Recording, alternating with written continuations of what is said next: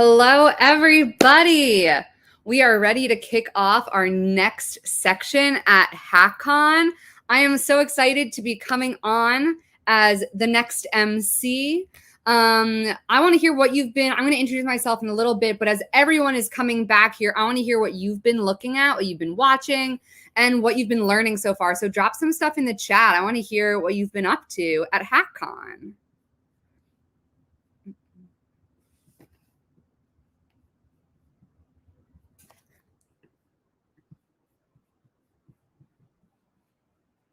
I'm excited to hear what you've been up to. Awesome workshops been going on, some mini events. It has been an exciting afternoon.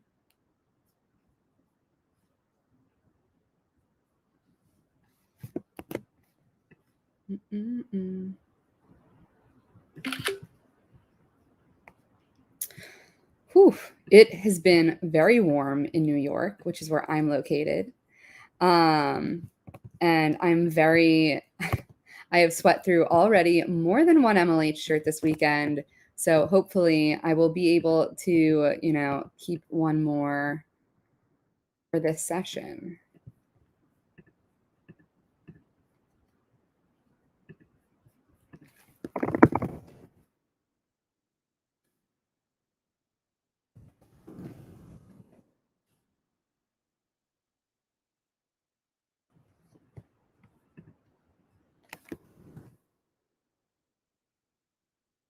What's good, Hackcon, Emily, and anybody watching over there on the YouTube? It seems like we're having a minor issue right now, which is very exciting. Love minor issues. It seems like we can't connect to Twitch, so if you're one of the 3 people on YouTube watching this, I'm sorry that you're currently going to have to wait just a little bit as we reconnect to the Twitch. So we'll be right back. BRB.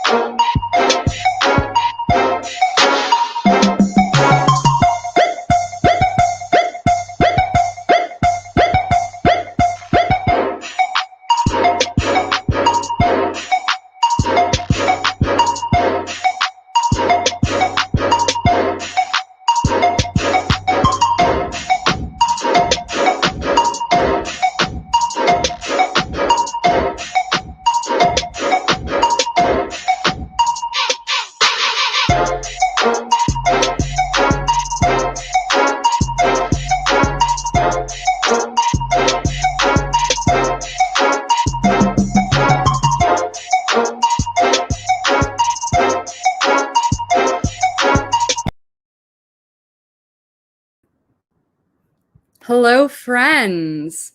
How are we doing tonight or today or whatever time of day it is where you are located? I am so excited to be here. I am waiting for everyone to join me to hang out with me for a little bit before we get into this next session.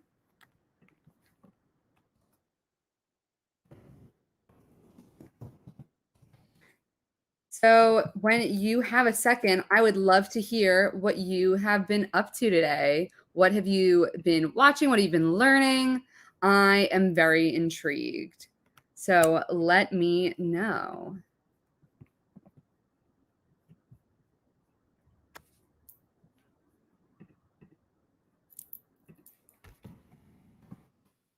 I am excited.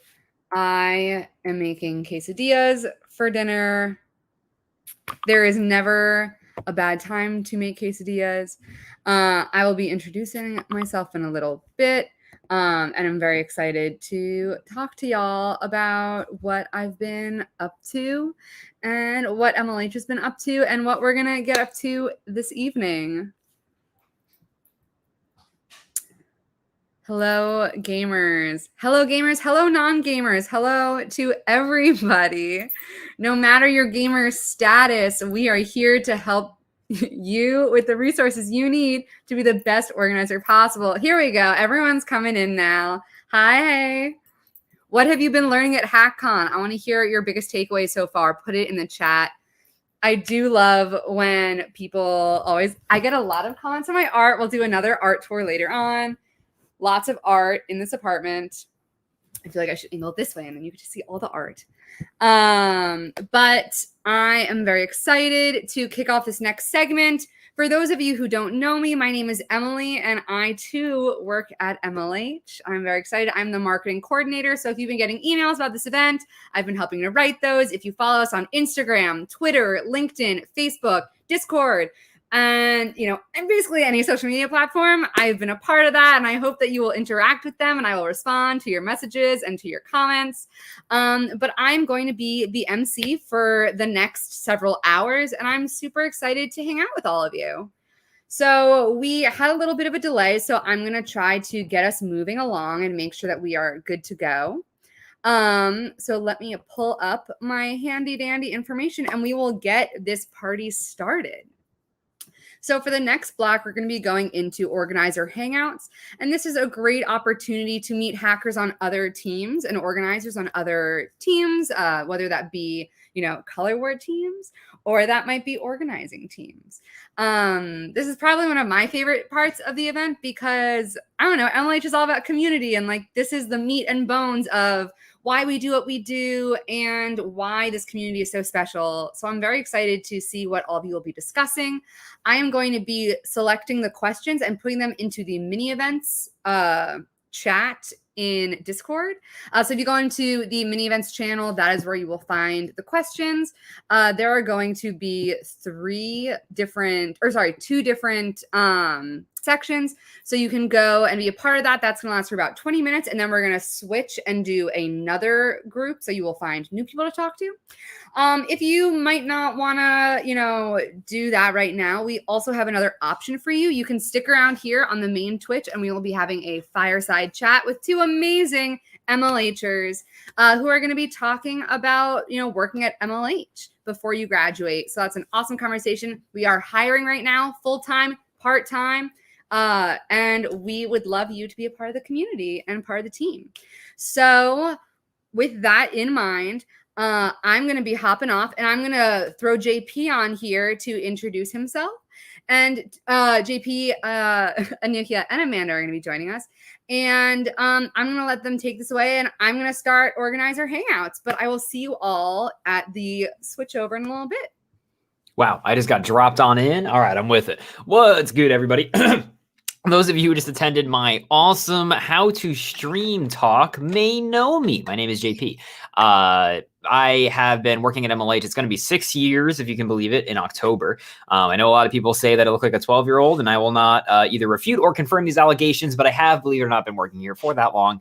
And we're going to be talking a little bit today just about working at MLH. So I'm going to be kind of getting Anuhia and Amanda in here. Also, it's probably worth mentioning, I currently help manage our coaches program. So I know that a lot of people, when they're thinking about working at MLH, they're thinking about working at MLH in college. A lot of them, eyes on the prize are on the coaches program. So if you have any questions about that, about the life of a coach or anything, I'm super happy to answer it. But I'm also super happy to delegate that task to Anuhia, who's a coach here at MLH, who, believe it or not, is also here live right now. Anuhia, do you want to introduce yourself very quickly to the crowd? Yes. Hi, everyone. I am super excited to be here at Hackcon. This is my third Hackcon as a coach and fourth Hackcon as, actually fifth, I think, as just part of the community. So I love this community so much.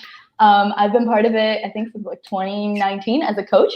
So as you can tell, I love coaching and I love MLH. So yeah.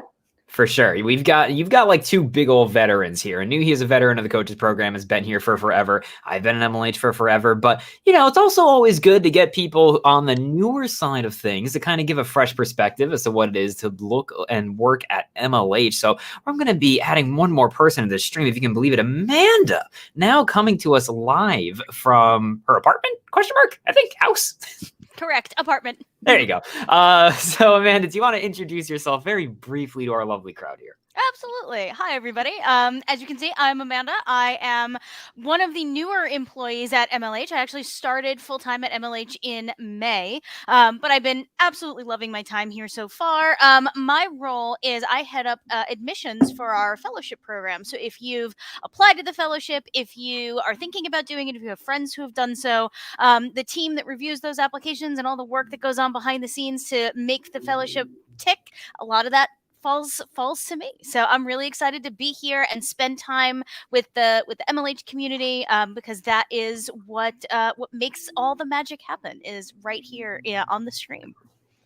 Yeah, the three of us are the pillars of the MLH community. What would it be without us? I think it's pretty easy to confidently say that. So I think the way that this is generally going to work, usually we've done these, we call them fireside chats. Unfortunately, I don't have a fire. Neither does Anuya, neither does Amanda. So imagine a fire in your mind's eye. We're all cozy, we're all around it, we're making some s'mores and stuff. But if you have any questions whatsoever about what it's like to work at MLH or anything of the sort, drop it on there in yonder chat room. We will respond to them as they come in.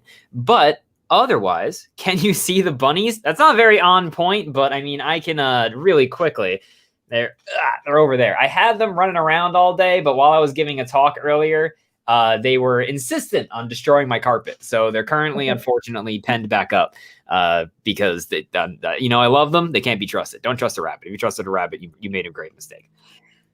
Well, we have here a question coming in, and this is a little bit of a seeded question, I have to say, coming in from Nick Quinlan, who's also an employee over here at Major League Hacking. What opportunities does MLH have to work as a student? So Anuya, I think this is a good one for you to answer, because not only are you a coach, you're relatively familiar with the fellowship and stuff. So do you want to talk a little bit about working at MLH as a student? Yeah, definitely. So one really cool thing I think is the community has grown so much within MLH that now coaches aren't really just people at events, but we also have plenty of other opportunities. Anything from helping out with fellowship, local host, being a coach, helping out with digital events and first party MLH hackathons and such.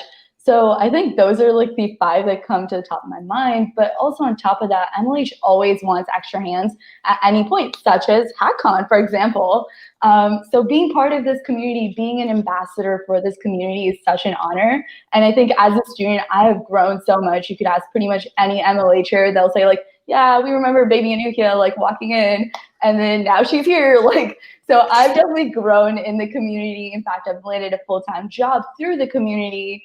So yeah, I think there's plethora options there. I don't like the idea of you literally having walked in as a baby and we're just like, yep, I was there when he was first born. For sure. Amanda, do you want to talk a little bit more about like kind of the fellowship and what it's like to enroll in it? What different things exist within the fellowship? Sure, absolutely. So many of our fellows, in fact, most of our fellows, I think, are active students, and it's one of the best ways to get involved with MLH as a student. So for those of you who don't know, the fellowship is a 12-week sort of practical skills program that MLH has been running since last summer, and the idea is to get amazing, talented hackers in front of projects that need work done, and through doing that, each hacker gets to learn new skills, experiment with and build with new technologies, work collaboratively and build their professional skills, as well as build their professional portfolio. We've run a number of different fellowship tracks in the time that we've run the fellowship. Right now, applications are open for 3 different tracks. Our open source track, which I believe we've run since the very beginning, and that, as you might have gathered, given the name, is focused on open source projects. We also run what we call our software engineering track, which is a more usually sponsored by a company and is more focused on helping them with the projects that they are looking for either interns or fellows to build for. And then we are also running another semester batch, I don't know what word we want to use for it, another batch, let's go with that, of what you may have heard of as our pre-fellowship, which is the shorter, in the fall it will be 3 weeks long, shorter version of the fellowship, that allows you to do just enough to get a taste test of it, and really understand what the fellowship is all about without committing to basically an entire semester's worth of being a part of the fellowship. The time commitment for the fellowship is roughly 25 to 30 hours a week. Most of our fellows fit that in between and around classes. Some also hold a campus job or a full-time, or I should say a part-time job while studying with us. And it's a really good way to sort of level up your practical skills while also finishing your degree. For sure, for sure. Cool. Let me pop over here to yonder comments once again. We also have another pre-seeded question. I gotta say, there's a little bit of inside baseball going on here. But MLH Yellow, definitely not Mary, asks, how did each of you get connected / find out about MLH? That's a great question. I have possibly the least interesting story I could possibly give, because I happened to just meet John and Swift while I was going to hackathons in 2014, somewhere around there. And that was like around the time that MLH was first getting off the ground. I was super good friends with them, and they went off and started MLH, right? Like that was kind of, again, when it was like getting off the ground. And I love education. I've been passionate about it. I was actually a lecturer at my university at first before I started working at MLH. Like it's a huge passion of mine. And I got really interested in MLH because MLH isn't just about education. It's also like the cool education, right? It's like the education that's wearing sunglasses and a leather jacket. So it kind of lets me feel like I'm working towards like teaching people and then learning awesome skills, but it's also in a way that I feel like is a lot more fun and cool than me sitting in the front of a classroom with a chalkboard, right? So I applied to MLH when I was like leaving university. They had a conversation with me about it. They found a role that I think was a good fit for me, and I've been here ever since. Like it's it's pretty much as simple as that. I wanted to do thing, and then I did thing. Life's not super complicated sometimes. Anuya, how did you get involved? Yes, definitely. Sorry, I got cut out there. But how did I get involved? So I was the lead organizer for Hacking BC, which is a really cool hackathon. You should all check it out. Always that plug in there. But I basically was an organizer, and then eventually I went to Hackcon, this really cool event that I happened to be at. And then one day I was at this Fireside chat, and then I heard about this thing called being a coach. Sound familiar? Similar situation here. So I was basically sitting around the Fireside chat, and I met some really cool coaches who were all like these superheroes at events, right? And they talked about how being like always able to help all these other organizers, and they just felt amazing empowering other hackers and organizers. And I was just sitting there in awe. I'm like, oh my God, I want to do this. It sounds really cool. And then eventually I applied for the coaches program. At the time, Ryan, not so totally Ryan Swift, was the coaches program manager. And I basically held him down. And I was like, all right, Ryan, I really want to do this, dude. Like, how do I get in? And then next thing you know, I applied and then went through the interview process. And then I became a coach. And then now I've been at MLH since. Heck yeah. So Amanda, I think the torch has been passed on to you here. Absolutely. I don't know, the short version of my story might be the more boring story than even yours, JP, because the very short version of how I got involved with MLH is MLH reached out to me and said, hey, we have this educational program that we're running. You've run similar education programs in the past. Why don't you come over and run it for MLH? And I was like, cool, let's have a conversation. And next thing you know, I'm here. So it was not that interesting of a story, but the longer version of the story is that I have been a person who like manages and is involved with educational programs, and in particular technical education programs, running the processes and running the teams that run the programs, if that makes sense, for most of my professional career. And just before I joined MLH, I had been doing that at a coding boot camp, actually, for almost 6 years, helping them to stand up their program, run their admissions department, work with their teaching and delivery team to make sure we were admitting the right students, making sure the program was running smoothly. And so when MLH launched the fellowship and realized just exactly how successful that could be and what an amazing educational opportunity they had stood up for the hackers in our community. They went looking for someone who had the bones of what they were looking for to do the same thing, but for the fellowship. And they reached out to me, and I thought it was a really just amazing opportunity. Fell in love with the organization, fell in love with the mission, and have been here ever since. You'll love to hear it. Cool. So we have another amazing question here. This one is not pre-seeded. This is an organic question. You love to see it, locally grown. Ray of Fire asks, does MLH take complete beginners? What can complete beginners whom don't have any experience do in the community and be involved? Great use of whom, first of all. Second of all, I think I'm probably one of the better ones to take this question here, just because I do the hiring for the coaches program, right? And the coaches program has a lot of people who have community experience getting into it. What I always tell folks who are maybe too inexperienced to immediately jump into a role, whether it's like coaching or is reaching out and applying for our hackathon community manager positions or anything like that, is to get involved in your local hacker community, whatever that is, right? Like try to take up those opportunities, whether it's joining your local comp sci organization, helping them just organize like meetings, whatever those are, helping them organize events, and level up that way, right? So I think that I just saw this next question coming. So I think that my advice would always be get involved in your local community, whether, again, that's like mentoring or something like that. And if you ever wanted to reach out, right, and you have like genuine questions in terms of just like, I really want, like, I want to be a coach. How do I be a coach? Like, I'm super happy to like answer those kinds of questions. If you email in an MLH, I can like kind of give you specific advice. But my generalized advice is get involved in your local community, and just try to take up as many opportunities there as you can. Because I will say, like, the only thing is, so the coaches program, right? We do a lot of training. Like, people who come in are not expected to immediately be able to hit the ground and be an A+ amazing, like, fantastic coach, right? Like, that comes in time. However, the difference between somebody who's like helped run an event, whether it's digital or physical, and somebody who hasn't, is pretty big. And that training gap is a lot more difficult, which is why I usually ask for coaches coming into the program to have a little bit of organizational experience on their own, right? Because just there's a lot of things you pick up from just helping run it, like regardless, right, of whether or not it's digital or physical. So I think that's super helpful.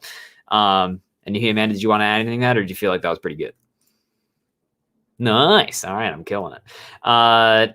Next question here is for Anuhia, though. Anuhia mentioned a bunch of things you can do as a coach. What are some of the best moments you've had as a coach? Yeah. Oh my gosh, it's been so long that I've been a coach that honestly, I think really just, oh God. Okay, actually, yes, I have a really good one. So my first ever hackathon was Technica. And being able to come back to a full circle and being a coach at Technica, helping empower other hackers that basically were also beginners, like when I first started, and I saw an MLH coach help me, and I ended up helping other hackers at that same event about 2 years later, was kind of a full circle moment for me that I think I will never forget. And at this event, I was basically coaching with Mary. I'm sure you all know Mary, and Kat, if anyone knows her, knows them in general, and just kind of really felt overall so part of like this community. But yeah, that's kind of the best moment I've had so far. Heck yeah, you love to see it. Just a quick side note, I don't want to get too mushy and gushy about it, but I was cracking up the other day in Anuhia because somebody from UMBC saw me streaming who had like been, so I do, not related to MLH, I stream like video game tournaments and commentate over them. And somebody who had been playing in my tournaments for like a year was like, wait a minute, I think we met. And he had a picture of the two of us at UMBC. And I was like, that's insane. So there's so many moments you get like that through like being a coach, where just you meet someone like down the line and they're just like, oh wait, like we met, like you were a huge influence on me. Like you never have any idea when something like that's gonna happen. Seriously. And I mean, speaking of that similar situation, I'd love to share this one where I met this group of amazing female hackers who were at a diversity event called Shell Hacks, actually. Or sorry, it was not a diversity event, but they were at Shell Hacks. And they were like, oh yeah, like this is our first hackathon and we want to know about other hackathons.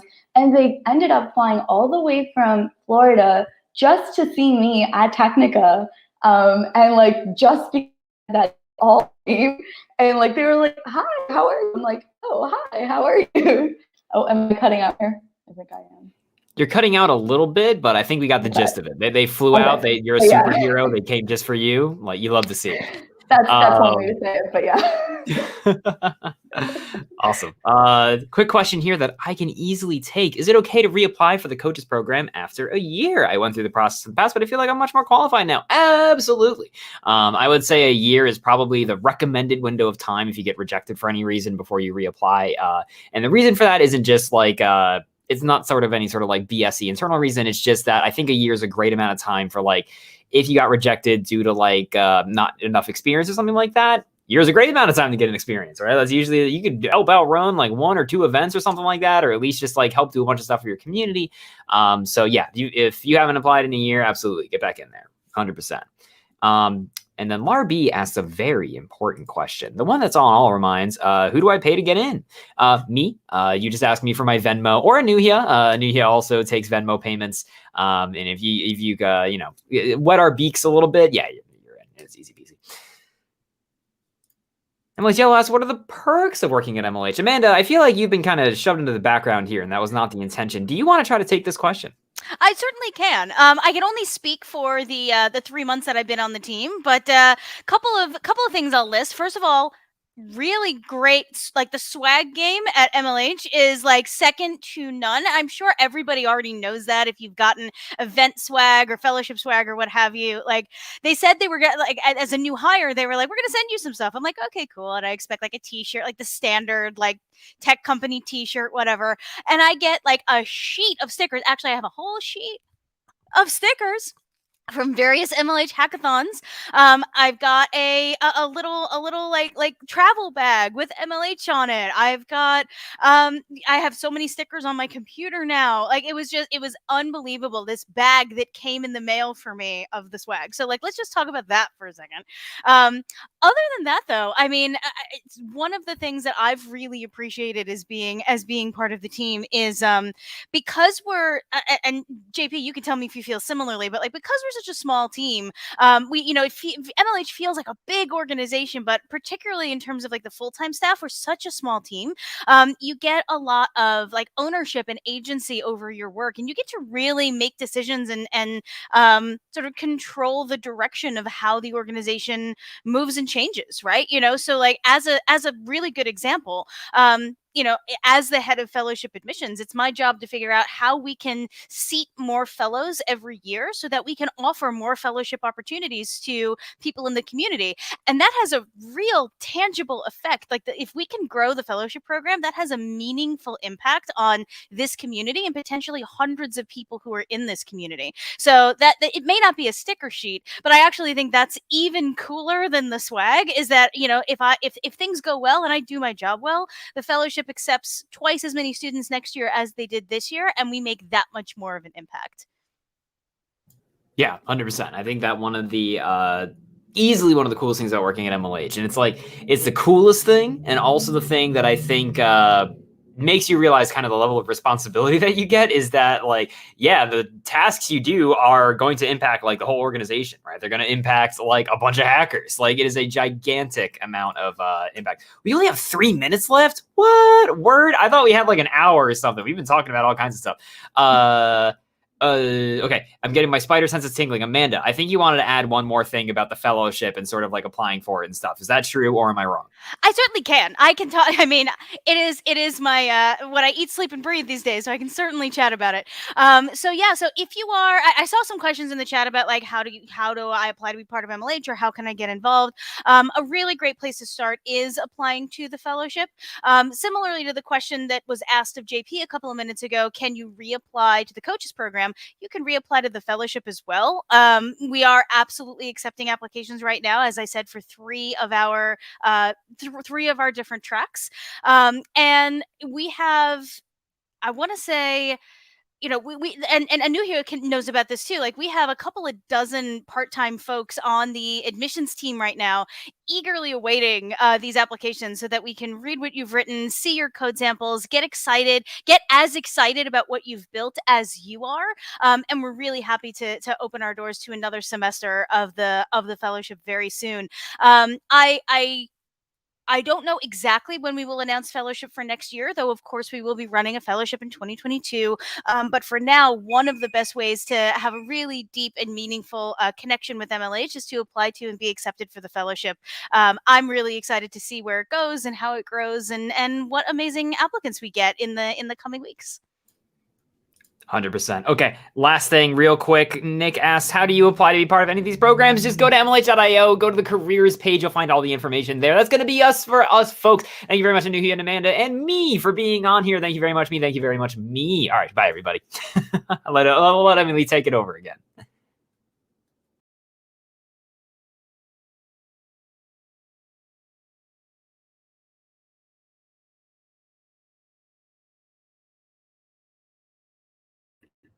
Hello, party people. That was an awesome fireside chat. I'm excited because we're actually going to be going and switching around. So we're going to be doing new organizer hangouts. So if you want to go and join a new group right now, we're going to be posting a new set of questions in the mini events channel. And we're actually going to be having another fireside chat. So if you are interested in joining that, that will also be happening shortly. And I'm very excited. I'm curious, what were your takeaways from this fireside chat? I want to see what you learned. So drop it into the comments. I do sing in the background sometimes. Sorry. You'll just have to accept it. But I'm very excited. Awesome.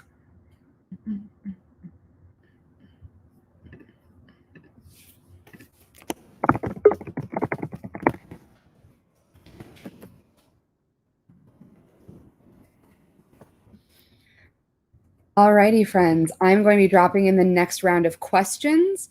And then from there, we are going to jump into our next round of organizer hangouts. So if you go to the mini events channel, I'm going to be posting the next block of questions. So you can come and meet me, as well as some other MLHers and some other organizers in the discussion breakout rooms on Discord. And we're going to start this next round. But we are very excited. And I will be back at 8, where we're going to be jumping into an awesome activity, as well as some other exciting stuff. Emily, I've got good news. I love good news. Remember how I said I was pretty sure we were going until 8 o'clock with the MLH Fireside chat? Turns out I was correct. So we're going to be getting back in here and answering more of your awesome questiones about working at MLH. I love that. Let's do it. Isn't that amazing? So wait for Amanda and you to get back in here. If you're in here, though, somebody asked a question earlier that I think I can also just jump in and help answer. Aha! We got Anuhia back. We did it. All right, we're just missing Amanda. You know, as soon as we got off, Amanda just went for a 4-hour hike in the woods, so we might have to wait for her to get back.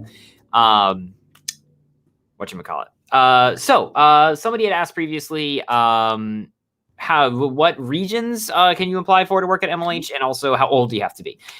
So generally, you have to be over 18 to work at MLH. We have had a concrete example of somebody who would have made an awesome coach who unfortunately was not 18 yet. We did have to wait, and he had a really good birthday, let me tell you. So we generally over 18. In terms of what regions we are hiring for, I specifically, because I do coaching program stuff, we got Amanda back. All right, rad. I'm going to let y'all take this over. Cool. Adios. Yeah, so generally for regions, US, we're always generally hiring for, just because that's where New York MLH HQ is located. So US, if we're talking about coaches, I'm generally looking for US, EU/UK, and India, generally. that being said, if you are an awesome organizer and you happen to be located in Canada or another region that we actively have member event hackathons in, I was getting to that, Jack. I knew you were going to come in here as soon as I said that. If you are in Canada and you're an awesome organizer and you think that the coaches program really be for you, please apply. Hi, Jack. We had to highlight that message. Yes, please apply. I'm always happy to review applications and talk to folks. It's just that, to be entirely honest with you, because this is, again, information I would share with you if you applied anyway, legal things about being an event representative in other regions that you are not actively in are really weird. It gets really funky in terms of, like, if you are a Canadian citizen trying to work events in the US, it's a whole thing, to be honest with you. So what about North Africa? Unfortunately, no. I'm sorry. Trust me, I wish we could hire anybody from anywhere. But again, unless we have active member event hackathons in your region, we generally cannot hire there for the coaches program. However, Amanda, I think you've got a little bit more lucidity on the fellowship in terms of like where they're hiring. Sure, absolutely. So there's sort of two things to know there. One is fellows are welcome from fellows, and certainly fellowship applicants are welcome from all over the world. We've had fellows in our most recent class. Trying to think of some of the more interesting places we've had people. We've had people from Tunisia, for instance. We had someone from Samoa in our most recent fellowship class. We had someone from Kazakhstan, from Korea, I want to say, like really like go around the globe. And we probably had a fellow in like every single time zone. So fellows are more than welcome to apply from all around the world. And our like some of our part-time and contract work can be a little bit more flexible than our full-time work. So if you're applying to be full-time at MLH, you've got to be at one of our, as JP was saying, there's sort of geographic restrictions. If you do become a part of the community and want to get more involved in, say, helping with fellowship admissions, we can maybe be a little bit more flexible with our location options there, just given the nature of how different aspects of MLH are structured and what we can and cannot do for people.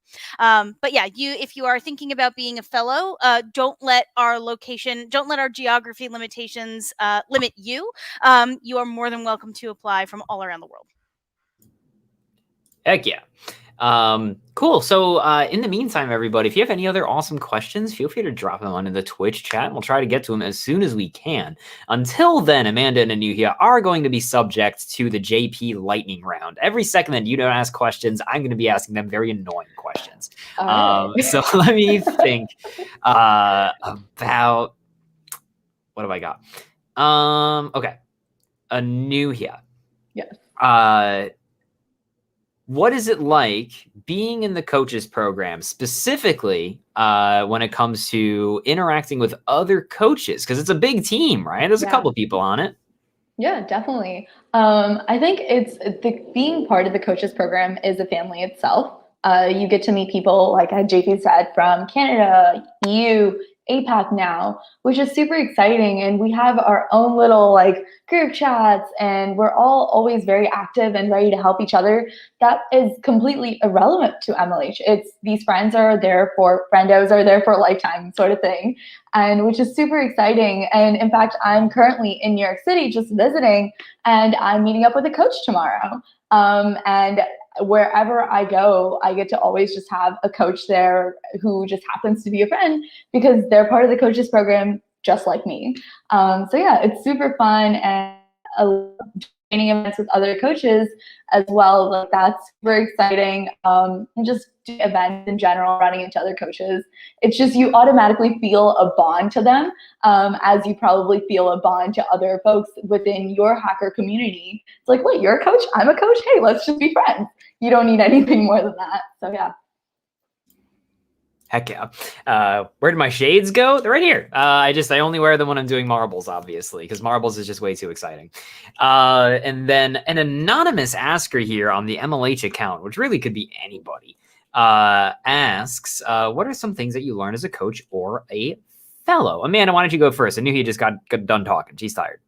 Sure. So absolutely. So as a fellow, the fellowship is an educational program, right? It's not a job. So the focus is really your learning. You could think of it almost like an extra class that you're taking that's meant to help you work through your practical skills, right? So I would say there's probably I want to call it maybe like 2 or 3 major pillars of the kind of stuff you're going to learn. Yeah, I'll actually go with 3 major pillars of what you learn as a fellow. The first one, and most obvious one probably, is practical applications of software engineering and writing code and building projects, right? So you're going to be asked to use technologies you might never have used before. You're going to be asked to integrate your code and integrate your work with other people's work, which you may not have had to do before, depending on how experienced you are, right? So there's like quite a bit of technological prowess that you will build as a fellow. But I think there's 2 other things that you build, which people don't always think of, but actually make it that much more of a valuable experience. One is sort of I don't love the term soft skills, but if you think about the skills that you need to be a successful professional software engineer, right? Like time management skills, just communication skills with a boss or a technical mentor, right? Making sure that you know how to work to a deadline or how to work to a particular spec, right? Like that is something that you may not be taught in class, but is incredibly valuable as you go out and try to get your first internships or your first job. So I would say that a workplace set of skills is something that's very, very important and integral to the fellowship experience. And then lastly, I would say, and this sort of overlaps with soft skills, but I do think it's its own thing, is the like teamwork and collaboration and communication that is necessary to get a project over the finish line, right? You heard me a couple of minutes ago talk about where all of our fellows are from, and this one's from Korea, and this one's from Samoa, and so on and so forth. That means you might be in a project with someone who is in Korea and you're in Kazakhstan, and yet you still have to get that project to the finish line, right? Like you are held accountable for that. And so the balance that you learn and the focus that you learn on, okay, like yes, this is challenging, and yes, this might be something that I've never done before, but we are gonna figure it out. That particular skill set is just incredibly valuable, whether you're a first year student or whether you're a 4th year student looking to get into your first interviews and get into your first job. Okay. Speaking of 3rd and 4th year students, Anuhya, what are some things that you think you learn as a coach? Yeah, I think honestly, Amanda spoke a lot about soft skills. I think that's something I have personally improved on quite a bit from when I first started. But really, it's having this confidence that like I have been part of this community. I have learned so many skills, technical and soft skills, and being able to just go up to any recruiter and being like, hey, I could do this, and this is what I've done, and here's XYZ projects I've worked on, and I'm part of this large community that basically cultivates amazing hackers, and I grew in it, and I also am a leader within that community and an ambassador to it. So having that feeling really helps, I think. So yeah. Heck yeah, for sure. Ooh, this is a good one from Carrie Berry. How do you balance MLH work on top of other responsibilities such as school/other internships? Well, I'm ancient and crusty and I'm not a student. So Anuhya could probably talk a little bit about this, but just like briefly, I'll say, because again, I manage the coaches program, right? I do have a little bit of insight in terms of how these people operate, right? So at least specifically with the coaches program, coaching has a lot of different things that you can be involved in with it, right? So we have coaches who they love working hackathons, right? They're like working at least like 2 hackathons a month or something like that. They're always putting in their availability for it. They're always like super ready to go out to events. But it's also worth noting that we have coaches who have a lot more responsibility as it flares up or something like that. And so they default to like less time consuming tasks as a coach's program, right? Like those things happen, and like we're super adjustable with it. Generally, we do ask for like a certain level of availability for the coaches program, right? Like if you are consistently not available to do anything coach related for like a semester, that's not great. And usually that just means that we're gonna like we'll work with you again and like we'll figure out like what makes sense. But yeah, Anuhya, do you want to talk a little bit more about sort of like that? I would say work-life balance, but I mean work balance. Yeah. So, I mean, initially when I was a student, I think I did have like a hard time adjusting the first semester I did coaching, if I'm being really honest. And that is because I didn't know how to balance it, because I loved coaching so much that I just constantly was like, oh, an event, I'm taking it, I'm doing it, that sort of thing. And I kept doing that. And then I realized, okay, Anuhya, hold up. Let's actually manage our time here properly. And so then I prioritized certain things, such as being the director of a hackathon, and also being a coach, and also running multiple other clubs, and also being a full-time student. It could get a little hectic, but the best part, as JP had said, is that MLH is super, super flexible, and they're very understanding. So I would just be like, yo, JP, kind of busy right now. I need a little time off for like a week or two, or just like a month or two, I mean. And they're very understanding about that. So it's one of the best parts. But really, it just comes down to you and just kind of taking a step back and saying, okay, let me prioritize this. Let's allocate this time for MLH and this time for school. And that's what worked best for me. You're making me sound way too nice, but generally, yeah, I think that's what that is. Amanda, do you want to talk a little bit about what it's like to kind of be accepted into the fellowship and then try to balance that out with like school and other stuff? Sure, and I think this rolls into another question that's popped up in the chat, which is like, what does day in the life of a fellow look like? So I'll sort of take those two and answer them together. So yeah, so it's sort of an interesting question to try to answer a day in the life, and the reason for that is it will look very different depending on like what projects you're working on and how you allocate your time. So I sort of like to describe it more as, say, a week in the life, because that'll give you, I think, more of a sense of how like the cadence of the program, right? So the only hard like time commitment you have as a fellow is when you are accepted into the program. You are accepted in, and there's a particular time of day that you are committed to be in your group stand up every day. So every day, Monday through Friday, there's a particular time that you are committed to attending with everybody who's in the group with you. So those are the people who are working on the same projects as you, or maybe working with the same sponsor company that you are. Everybody gets together all at the same time of day for usually about a half an hour, sometimes a little longer, sometimes it's really fast, but let's call it a half an hour, where you're getting together and you're reporting on what you've accomplished that day. It's essentially, it's a stand up. It's the morning, report on what you've done that day. And so that happens every single day. But other than that, what you're really doing is you're breaking out into smaller groups of fellows. Maybe you're working very deeply on a particular project with 2 or 3 other fellows. And amongst the 3 or 4 of you, with the support of your mentor and with the support of a project maintainer or other sort of, a manager who's in charge of the project that you're building on top of, you're basically breaking up the work across all of you, and you're sort of agreeing to what you can get done that week. So say, yeah, I'll work on that particular integration, and yeah, I'll handle debugging this week, and you know what, I'm going to spin up a test to make sure that what we built was working, right? And so you're dividing and conquering, and then every day coming back together to say either, yes, I did that thing that I said I was going to do, I was able to launch that integration and it's working, or I'm a little bit stuck. Pod leader, could you help me out? Or actually, I'm very stuck. Project manager, can you remind me what this project is even supposed to be doing, right? And so you've got all of these people who can support you through like working through the task that you've been assigned, and committing to and helping to grow the project that you're working on.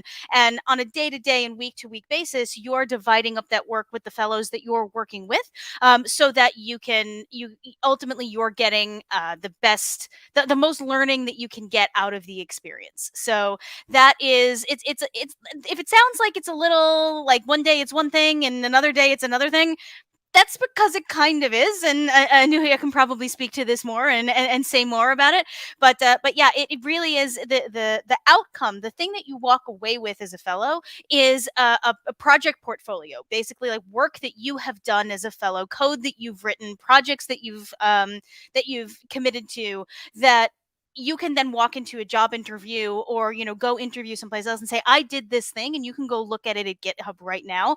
How you get there, like what project you work on, how you divide up that work with the people in your team, how you utilize the support of your pod leader and your mentors and the project managers may be very different from day to day and week to week. I hope that answers the question and didn't make it more confusing, but we shall see. I think you're good. I think that was a very comprehensive answer, Amanda. We have an equally important question also here from MLH Yellow. Who's your favorite MLHer? Mine is Amanda. Amanda, who's yours? No pressure. Does the Blahaj count as an MLHer? You took mine, I think. One vote for Amanda and 2 votes for Blahaj, which I think is correct, right? You can only ever hope to be second place at MLH. And JP was kind of being dishonest. I think his favorite might also. I'm just gonna say. Or it could be just JP himself. So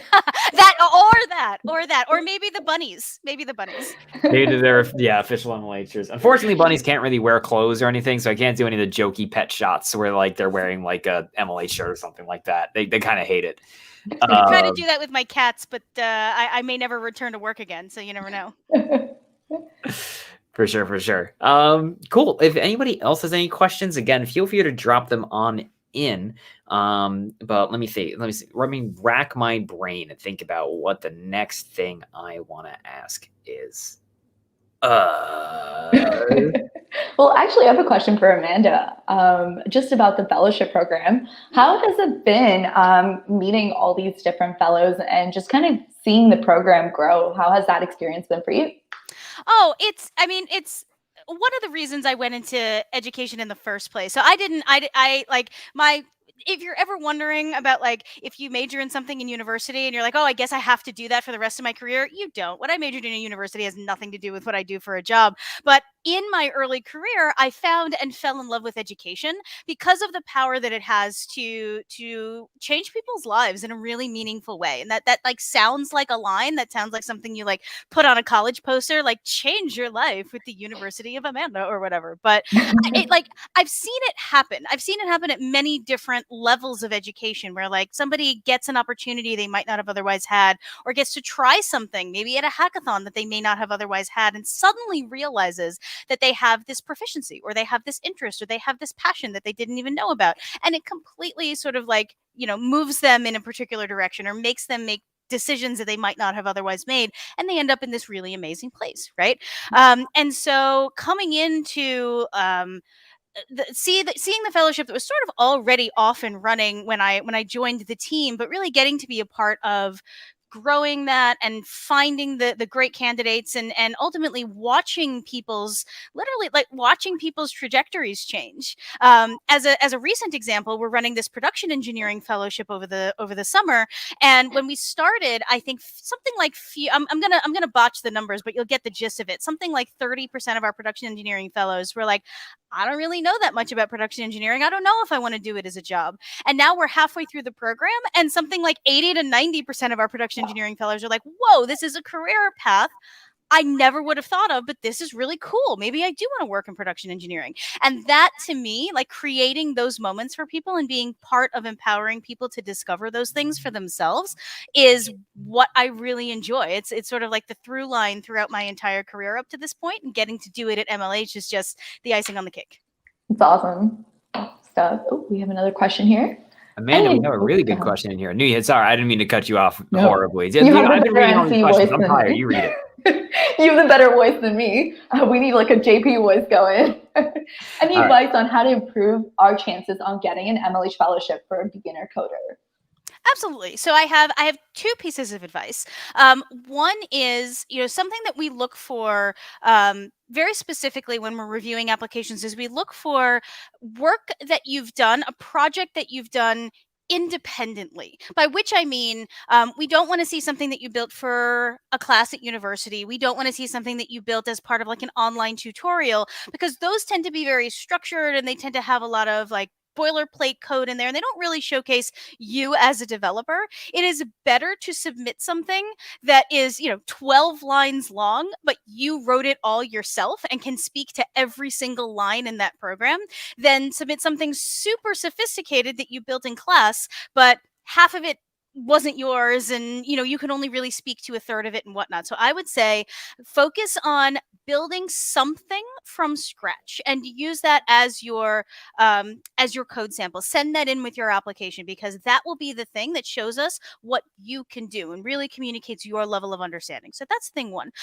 Thing two, I would say, is I really would encourage you to take a look at the prep program that we're currently accepting applications for. The entire point of the prep program is to help beginner coders skill up so that you can build some of the baseline skill set that you need to be successful in the full freight fellowship, if you will, the big long 12-week one. It's a much lighter time commitment. We don't require quite as much experience. We are more than happy to offer a seat in the prep program to someone who is a beginner or who would identify as a beginner, because we know that is how you will grow from being a beginner to being an advanced beginner or to being intermediate, or etc. So yeah, if you would identify yourself as a beginner coda, build something from scratch, anything at all, game of tic-tac-toe, just so we can see what you've done. And take a look at the prep program. It might be exactly the thing that you need as sort of a taste test to make sure this is something you really want to do, and strengthen your application for future rounds of the fellowship. It's almost as if MLH provides all the resources for you to actually grow in the fellowship program. Oh I don't know. I'd love to add something else to this. I think one of the main things, I think, to sum up what Amanda had said, is we're really looking for passionate folks to join the fellowship program. You don't have to have a lot of experience, but we want to see that you want to learn and grow within the program. As someone who has done interviews for the fellowship program, sometimes people come on and they just want to really tell us how passionate they are. That's the type of person we're looking for, really, with the fellowship program. So, yeah. And just so +1 to what Anu here just said, and just to highlight that, there's a reason the personal interview, which involves no code whatever, comes before the technical interview in the admissions process. There's a reason for that. We want you to see how excited you are, how passionate you are, what an engaged member of this community you are. Because if you're that, we are more interested in that than we are someone who is, the most brilliant coder in the world, but could really care less where they learn and could care less what community they're a part of, right? So that is deliberately designed to get at how excited you are about the program and your passion for what you're learning and your passion for technology. Yeah, it's definitely a wonderful educational program, just in general. Like, it's A1. I recommend everyone who's interested in tech to apply for it. Dang, everybody, for real, every single person on earth. I mean, you too, JP. I mean, the 12-year-old boy in you, I think, could totally take it on. It's the only script I wrote, like a 9-line script to sell items for me in a video game. So I mean, I'm ready. Tag me in. I'm ready to go into the fellowship. When is the deadline for the prep program applications? You know, Amanda? Yes, deadline for main fellowship is September 13th. Deadline for this coming round of the prep program will be September 20th. Cool. Super cool. Well, I think we're about at time. I think we should... Can I add one very quick thing? You may add as much as you want, Amanda. So something, we don't have it up on the website yet. We're still finalizing the dates, but the intention is that the prep program is something that we're going to run multiple times a year. So if you don't get your application in for the October date, I anticipate we'll have one in November and maybe another one in January and so on and so forth. Like, one of the things we're trying to do here is run this more often so that we can serve more fellows and help people grow their skills even more than we are now. So yes, there is a deadline for the October 4th prep program. Get your application in by September 20th. But if you miss it, or if you don't get in this window for whatever reason, I promise the next train is 5 minutes away. It's coming. Awesome. Cool. Well, I think then we should probably hop on out of here just so that the next folks are able to get on in and introduce the next segment for all of y'all. Amanda, any last words from you? Or otherwise, you feeling good? No, this was a ton of fun. Thanks for having us, everyone. Yeah. Cool. I thought you were going to thank me for having you, and I was like, I didn't do anything. You asked JP beautifully. All right, I'll catch you all later, and I hope you are having fun at Hackcon. I'm going to be emceeing, by the way, at like 10, so I'm going to disappear for a little bit, and then at 10, I think I'm going to be handling some stuff on the back end. So keep an eye out for that. And I'll be chilling in Discord if anyone wants to come say hi. Hi, everyone.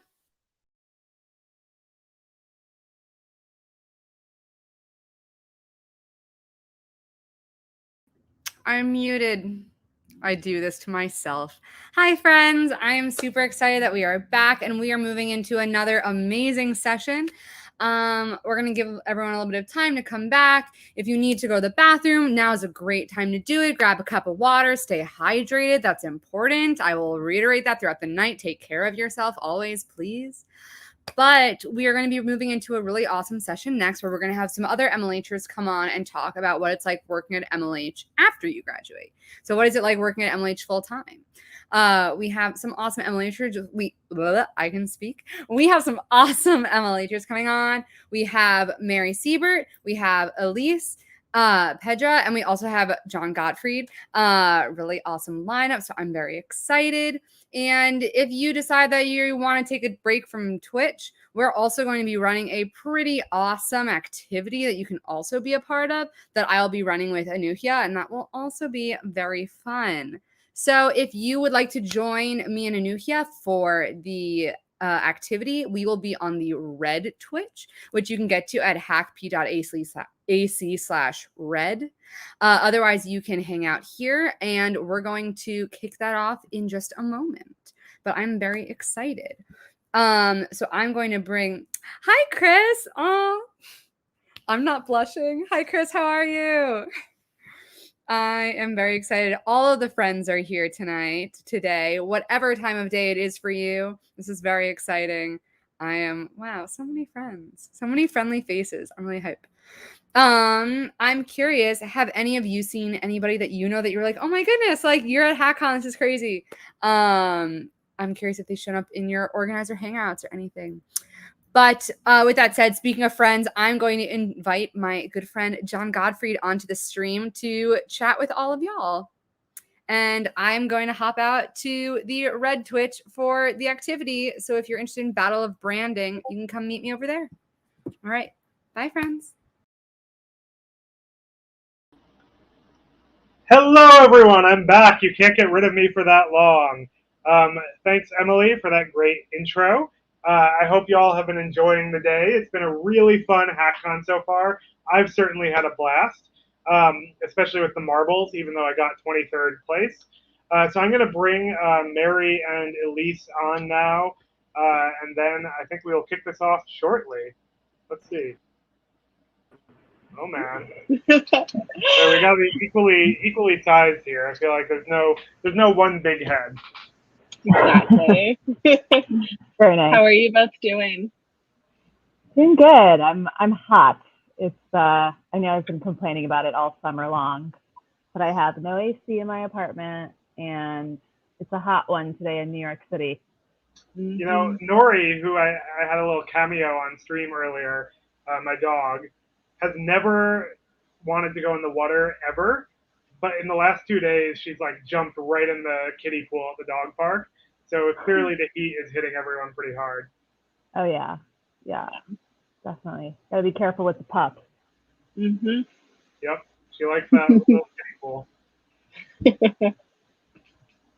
Cool. So Mary, I think you might be in charge of this one. Yes, let's do it. So we are here to talk to y'all about what it's like to work at MLH after you've graduated.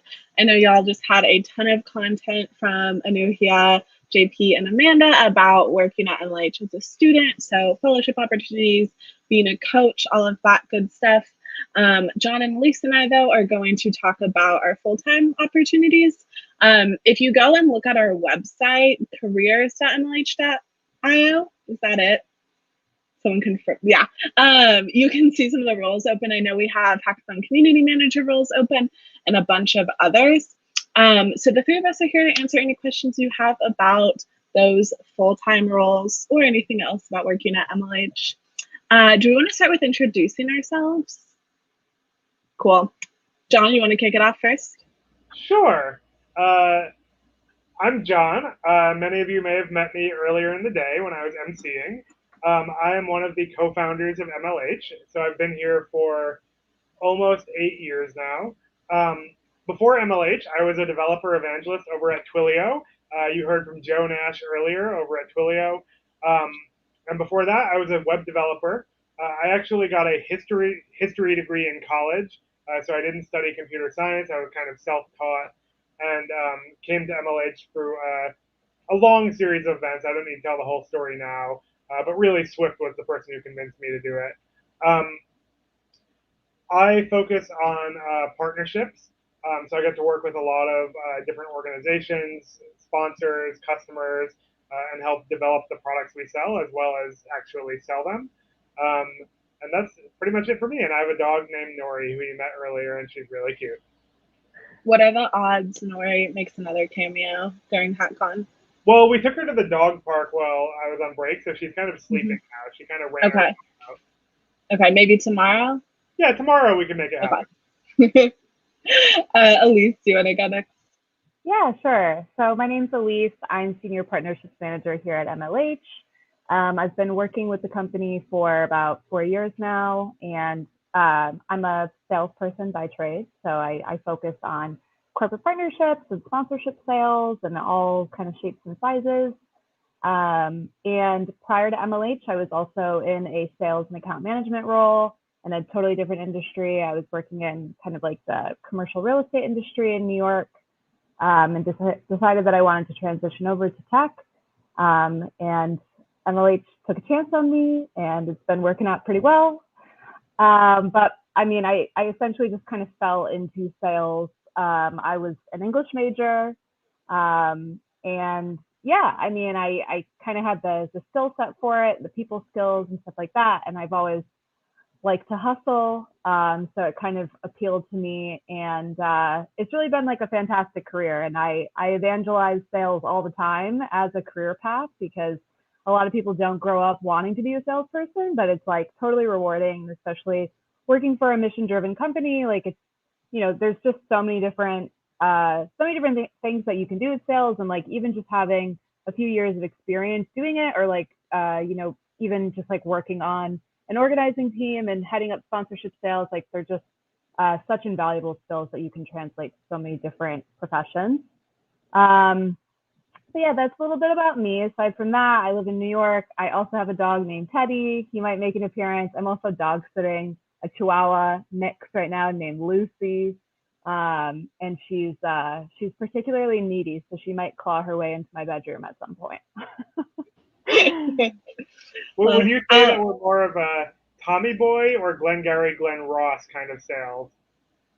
Oh gosh, I don't know if anyone will hopefully even know those neither, really, references. Honestly, I haven't seen Tommy Boy in probably 15 years. I really need to revisit it, and I don't know the other one. Glengarry Glen Ross, that's the Alec Baldwin, like, always be closing, like, yelling. It's not a pleasant depiction of sales. Got it. Yeah, so neither of those. And I can go. So my name's May. I worked here at MLH for a little over 2 years, or 2.5 years now, actually. I came from a background in the hacker community. So I organized a hackathon during college, and that's how I got introduced to MLH. I studied computer science, but kind of knew early on in college that I really wanted to do something in tech education. So ended up coming to work at MLH right after I graduated, and I have been here ever since. I started working as a community manager here, which that role is all about working with our hackathon organizers and making sure they have anything they need throughout the process as they're planning their hackathon. And then I've transitioned into a role where I focus a lot more on events we host, so things like Hackcon or Local Hack Day, if you're familiar with that, and the digital hackathons we run on weekends. So that's a little bit about me. You can open it up to questions now. I like this. AUA, really. Ask us anything. Elise and John, did you all see the Working at MLH session before this? No. I saw about half of it, yeah. Oh, No. We have one question from the chat here from someone who I think is an MLH super fan. How does MLH compare to other jobs you've had? That's a good question, actually. Who wants to take that first? I'm happy to take it. So I worked at one other company after college where I was there for 3.5 years. That was the one that was in the commercial real estate industry. It's really night and day difference. I mean, MLH, I just think has such wonderful company culture, and I think that we just have so much integrity as a business. And that was something that was just lacking at this other company. I mean, there just wasn't a lot of I mean, I know it's like never good to like badmouth like, you know, past places that you worked at, but I just think overall, I mean, you know, the commercial real estate industry in New York is like very male dominated and just very like stuck in the past. Like it's, you know, it feels like it's like 1985 working at some of those companies. And so I was really just in search of like a more welcoming environment where I felt like I could be myself at work, and that I didn't, I didn't have to fit any certain kind of mold of, you know, who my employers, you know, wanted me to be. And sometimes that's like unspoken, sometimes that's like very explicit in the way that people treat you, but I've just always felt that like MLH has the type of mentality and culture of like come as you are, and I really love that. And also I just feel like we are a super competent bunch of humans that, you know, do our best work all the time, and like that's a continually refreshing atmosphere to work in, and I didn't have that before. I can jump on this one as well. So I don't have quite as much perspective on this one since MLH is the only full-time job I've worked. I've worked plenty of jobs though in high school and college, so I definitely have other things to compare it to. And a lot of what I, you know, think about when I think about what I like about MLH and what I think sets MLH apart is really similar to things Elise said. I think, you know, all of us here can definitely relate to having a job that maybe wasn't our absolute favorite thing all of the time. And I just love that MLH is very much a place where you can show up and be yourself. I feel very comfortable around my coworkers, and I'm genuinely friends like outside of work with my coworkers. They're not just like my work friends, they're like normal friends, friends. And I just have like really grown to appreciate that, especially as someone who, you know, lives in a new city that I had never lived in before working at MLH. Having such a supportive team was, you know, really crucial to me, you know, as my first full-time job. Yeah, I think the only thing I would add is that one of my favorite things about MLH is that people take their work very seriously, but they don't necessarily take themselves that seriously. And so, like, even though people hold themselves to, like, a really high standard of work and what they do, it's not uncommon to, like, you know, be joking around all the time in between that, right? So it's not like a super intense environment in that way, but people still care about what they're doing. Mm-hmm. And one other thing I'll throw in that John reminded me of is I really like that MLH isn't a competitive environment at all. I'm like not a naturally competitive person, and I've always like really disliked that in work environments. And MLH is definitely somewhere where no one's trying to like one up each other. No one's trying to make themselves look like they did the most work or anything like that. Much more collaborative than competitive. Unless board games are involved, and then yeah, true. That's brutal. Cool. Oh, I like this one. Do employees at MLH stick to the hacker ethos and still participate in hackathons and projects? I have a good example of this I can share. So a couple months back, I want to say this must have been in April, we did a mini hackathon as a team where we had one day where we were challenged to work on some sort of project that was going to make our life better at work. And we had like an award ceremony at it. We treated it like a real hackathon. We went and like found a team and everything, and people just did little projects that, you know, affected their work life. I remember someone made like really organized one of our inboxes and made a bunch of automatic replies. I think there was some other stuff in our Google Drive. But I think that's probably the most direct example I can bring out of when we literally did a hackathon at work. Yeah, I have a really obscure game that I work on outside of MLH that involves C programming, and I play with that when I have some free time. I feel like we actually don't participate in many hackathons in the traditional sense, um, but we do a lot of hacky projects, and not all of them are technical. Like I have been doing a lot of like DIY stuff, at my house recently, right? And like that's kind of like hacky and weird and like figure it out, but it's not necessarily coding. What do you think, Elise? Yeah, I mean, I think that there have been folks on the team over the years who have been still like very, very much into hacking in their spare time, like Nico Lazarus, for example, who was our product manager for a couple years.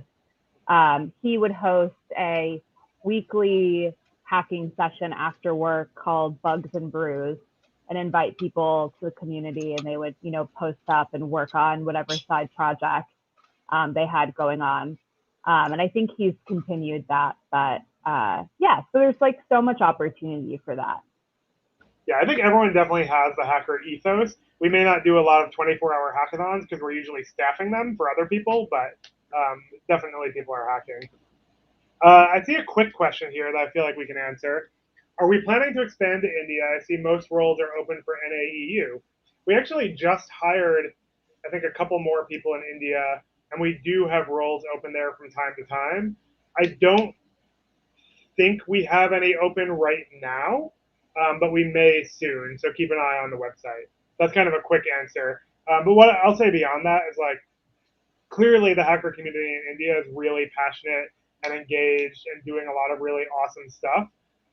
Like I've been super impressed by all of the people I've seen on the organizer level and the hacker level. And we, definitely care a lot about it as like one of the main regions we support globally. And obviously part of that is having a team there. And you'll probably see some of the folks from the MLH India team, like Sajal, around Slack, Discord. And Kunal, yeah. Here's another one that we can answer pretty quick. How was the interview process like getting into MLH? So I can speak to myself on this one, and I think the process I went through is like very similar to what we have currently. So I did a few phone screening interviews, like 30-minute long sessions, and then I did our in-person interview process, which was a half day of meeting mostly one-on-one with a bunch of different people on the team. Right now, our in-person interview process is on Zoom, but it follows the same format where you meet a ton of different people. And some of the calls are like a little more casual, get to know you, and then others are, like a more traditional interview. So that was mine. Elise, did you have a different interview process? Yeah, so for the sales role, I started with a phone screen, and then I did like a 30-minute chat. And then after that, I did a sales pitch that was done over the phone with John and the former VP of sales. And then I came in for a half day of in-person interviews where I met like several different people on the team. I met both John and Swift. And I mean, I think that like it's basically like industry standard to have kind of that many steps, and it's definitely not like egregiously long. But interviewing can be tough. I remember like, really feeling like I had given it like my all, but I actually felt good walking away from it, that I was like, if after all that, like I don't get the job, then it's not because I didn't, like give it everything I had, because I just felt like I had so much opportunity to talk. Like there's just, I think just having like that many rounds of like interviews, you have a lot of opportunity to like get to know your future employers, and they can get to know you. So it worked out. Yeah, I don't have much to add to this one, given that I don't think I had an interview. It was more of a conversation or a pitch, but. Mm-hmm. The other thing I'll throw in is all of our interviews have some aspect of doing part of the work during your interview. So like Elise mentioned, she did a sales pitch. I did a what we call a LARP, a live action role play, where someone pretended to be a hackathon organizer and asked me questions as if I was an MLHer. And then I also did one where I practiced writing emails. So you get some very not only do you get kind of a lens into what the job would look like, which I think is really nice. You get to also show off some of those skills you have. Yeah, I feel like the LARPing thing is, I don't know if it's unique to MLH. A lot of people tell me it's unique to MLH, but it's definitely kind of novel part of our interview process to make people role play. It's definitely not a surprise that a lot of people at MLH play D&D too. So, maybe there's some correlation there. I don't know.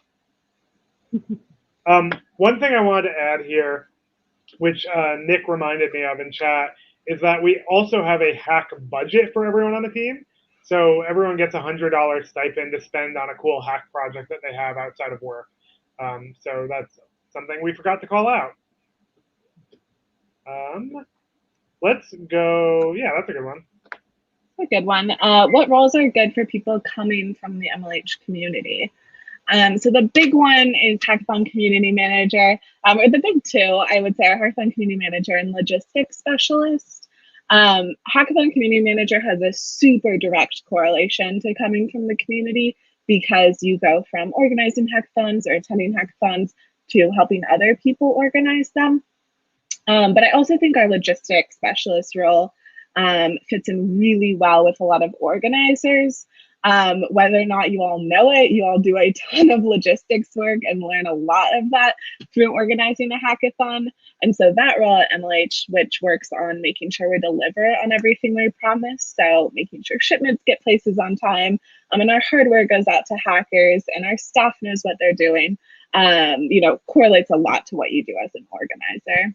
Yeah, and I would add that, even though we call it Hackathon Community Manager, there's a lot of similarities to developer evangelism. And so when you're thinking about what you want to do with your career, I mean, certainly you could come to MLH and be here for 10 or 20 years, but a lot of people think about it a little bit more existentially, and I really think that Hackathon Community Management and developer evangelism go hand in hand. Mm-hmm.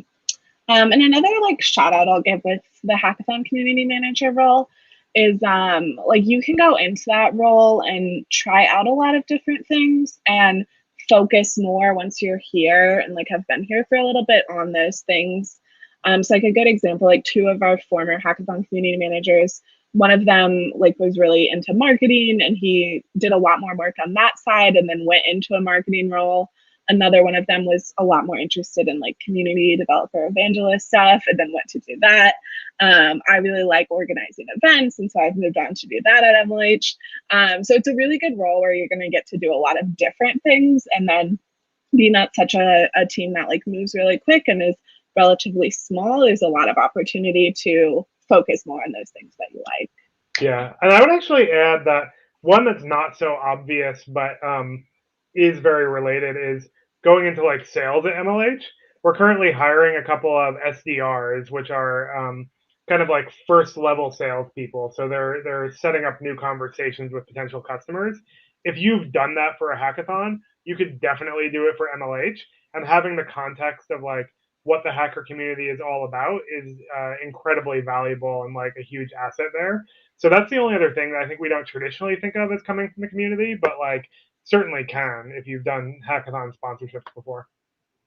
But Yeah. Hackathon Community Manager is definitely the biggest one.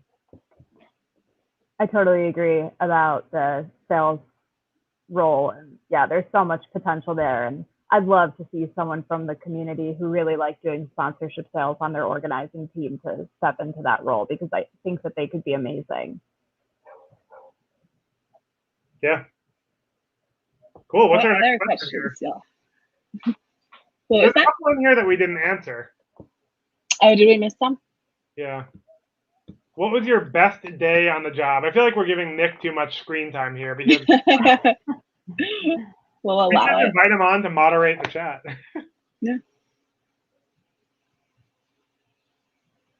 Best day Y'all have on the yours? job. I have mine. I'll jump in. Yeah, go for it. I feel like this is gonna sound like cliche because we're at Hackcon, but I've been asked this before and I still gave the same answer. So being honest, my best day was our in-person Hackcon 2 years ago. Was just so much fun. Like it was definitely one of those moments where think it really solidified for me how happy I was to be working at MLH and just how happy I was with, where I was at the moment. So yeah, in-person Hackcon 2 years ago, definitely my favorite day on the job. Days, I guess. Week, maybe. Week.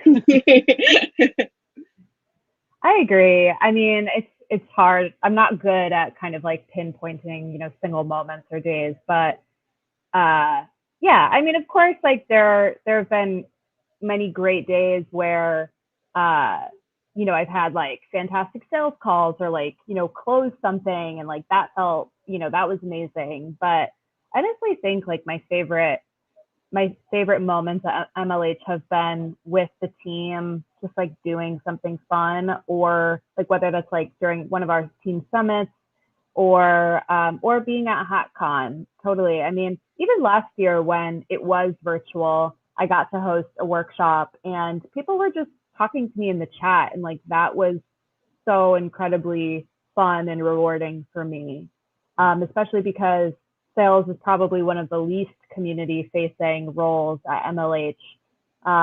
So yeah, it was really wonderful. But yeah, and I've also, I've taken some trips. I got to go to Malta for, with MLH, had like many incredible days there and, various trips. So too many to recount. Yeah, and in the before times, we did a lot of travel. I know. Yeah. I feel like I'll go in a different direction with my best day at MLH because I truly love Hackcon, and I've had some incredible times at Hackcon, and this one's going great too. But remembering back to like the early days of MLH, in the early days we didn't really have many sponsors. It was kind of just like me and Swift spending our savings going to hackathons, and I remember this deal came across like uh, it kind of appeared to us to pitch Dell on being our flagship sponsor at MLH. And at that point, basically all MLH did was like give advice to hackathon organizers and bring a trophy around to like probably 5 to 10 events a year. It was like really small. And Swift and I were like frequently sleeping on our friends' floors, and it was like really scrappy. And we pitched Dell on this deal.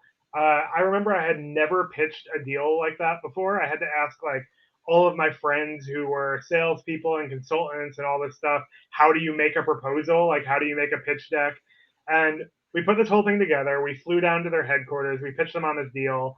And, you know, basically, like when we found out that they were actually going to become a customer and the amount of money they were going to give us, which was something we had never seen before in our lives, it like, for one, it was like hugely validating in terms of MLH being like valuable as a community, but then also it was the first time where we were going to have resources that we could actually utilize beyond our time and energy. And that was like really, really meaningful because we had all these visions of what we could do at hackathons, like the hardware lab and, supporting more events and like bringing all this like crazy stuff like prizes around all these different hackathons to level the playing field. And that was really the first time we were able to do any of that. And so that was like an incredible opportunity that we got. I mean, 7 years ago now. And I don't know if it was like explicitly my best day on the job, but like certainly what came of it was really special. Cool. And Nick came through for us and threw up a link if you want to apply and are interested in the sales team at all, especially with Elisa and John were both calling out there. If you're an organizer who's done sales in the past, this is so perfect for you. So I'll leave this link up for a second so y'all can go and apply right now. Awesome. I see a couple more questions here in chat too once we're ready to move on. I see one about organizing hackathons, and then another about getting where we are, which I don't know that I completely grok this question, but I like where it's going. So it's covering up Elise too. Okay. What are the odds of getting where you all are in a couple of years, being super motivated to be part of the team that helps the community grow and contribute to giving a platform? Am I reading this right that you want to know, like, what are the odds of getting to work at MLH, or are you thinking more like, what are the odds of creating something like MLH for your own community? If you want to clarify in chat, we'd be happy to answer that one. I just want to know what direction you're hoping we'll go in. Yes, what? I feel like it was the latter. Well, there's a little That's what- lag, so the messages don't match. Being what part you're of saying. MLH. Um, Fantastic. Thank you for clarifying. I don't know. Do you all want to talk about, like, what are the odds of being part of MLH? I feel like it's a very attainable goal. Yeah, absolutely. I mean, I think it depends, right? It depends on how you want to be a part of MLH's community, but and to, like, you know, what sort of full-time role you would be interested in. But I think that there are so many different entry points to MLH's community, and I think, you know, the more involved you are, the better candidate that you would be for a full-time role.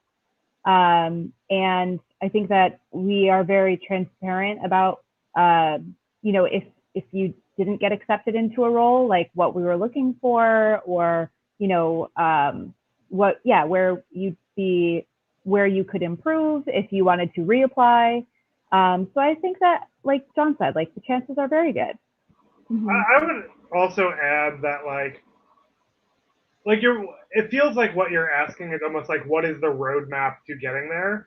And, like, the thing that we look for people to do before applying to MLH, it's not about, like, prior job experience, right? Because, like, there's very few places out there where you will have been, like, a professional hackathon organizer. It's really about, like, what you have done and what you have created in your own community, right? So, like, we're not, like, going through filtering people by their grades or their major or where they went to school. Frankly, we don't care about much of that, though you should get good grades because it matters. But that's not one of our criteria. Like, our criteria are, have you done positive things in the community? Have you done it in a thoughtful and productive way? And is it something that you're passionate about doing in a bigger way, right? Because, like, you know, the best comparable for what you will do at MLH, especially in, like, a hackathon community manager role or a logistics role, is building your own local community. And if you've done that successfully and done it in a way that's, like, really special, like, that's the best preparation for applying to MLH, right? Like, it's really like, you just have to do it. And I know that sounds probably easier than it is in reality, but, like, you know, it's something that a lot of people out there are able to do by, you know, tapping into the network of people, like events like Hackcon, right? Like, there's so many people here who can help you get started if you haven't done it before. What do you think, Mary? I feel like you came directly from that path. Like, Yeah. One thing I'll throw in is, like, I was hesitant to apply because, like, so I'm from Kansas, and if you're familiar with US geography, that's, like, kind of in the middle of nowhere here. There's 2 hackathons in the state, like, just 2 schools there have a hackathon that I would even, you know, be, like, physically able to get to. And so I thought, since I didn't come from a hackathon with, like, a big, like, brand name, it, like, would disqualify me from the job, or just that, you know, like, that I needed to come from a hackathon that, like, everyone knew about, or I needed to, like, be the lead organizer, or someone who went to, like, 20 hackathons a year. And I was not any of those things at all. Like, I went to one hackathon because that was the only hackathon that I could go to. But I got really involved with that one. So I would just, like, make sure you don't disqualify yourself if you think that, you know, you haven't done enough things. Like, focus on the things you're doing, and just, you know, go ahead and apply. You can always reapply. But yeah, that's the thing I would throw out, because I know, like, I was really intimidated because of that when I was applying. yeah. Cool. So the other question here that we didn't get to, and feel free to post more in chat, we have some more time here, was Was it hard to organize a hackathon, and how did you put together an organizing team? And I know this is not like directly correlated to working at MLH, but given that you just organized Hackcon, perhaps it's more relevant. But I feel like it's a good question regardless, you know. And we've all been involved with organizing hackathons. Except me. No, you have too. Organizing a hackathon? Yeah, at least. Which You one? organize so many. Oh man, um, you're constantly giving our customers advice on how to organize hackathons. It's true, but I've never actually Mhm. done it. Just saying. Can I be You've honest? no. I can jump in from like being an organizer. How hard is it to organize a hackathon? I'd say like, it's not an easy task, but there's so many resources for it that it's so doable. Like if you're motivated to do it, you can do it. Like I'm very confident that you can. It's one of those things that like takes some time. But hackathons are so scalable. If you're like a first-time organizer, you can organize something small.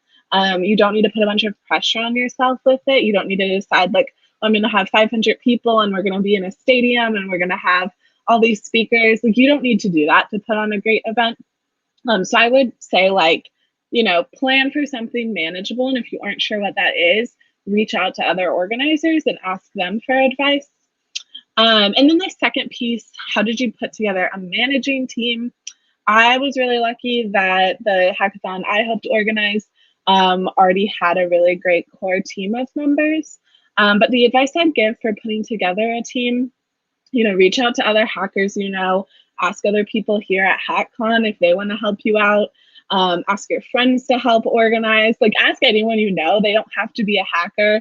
I know fantastic organizers that don't enjoy programming, but they love putting on events. So don't like narrow your pool too much.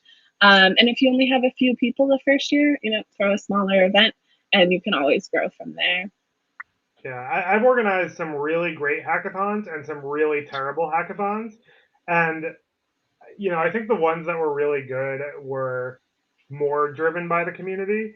Like Mary said, like, don't overthink it. Like you can see all these huge events that have all these like crazy logistics and you have to apply to it like a job to be on the organizing team.